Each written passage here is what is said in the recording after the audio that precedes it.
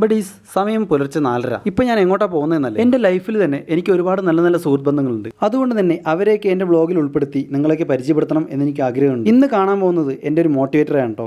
രാവിലെ പറയുമ്പോൾ ബാംഗ്ലൂരിൽ ഭയങ്കര തണുപ്പായിരിക്കും കേട്ടോ. ഈ അതിഥിയെ കാണാനായിട്ട് ഞാൻ രാഹുൽ ബ്രോയുടെ ബൈക്കാണ് എടുത്തു, ഒപ്പം ഒരു ജാക്കറ്റും എടുത്തിട്ടു. കോളേജ് പഠിക്കുന്ന സമയത്ത് എനിക്ക് ഒരുപാട് ഫ്രണ്ട്സ് ഉണ്ട് കേട്ടോ. അവരെയൊക്കെ മയക്കിയെടുത്ത് തന്നെ ഞാൻ എൻ്റെ പാട്ടുകൊണ്ടാണ്.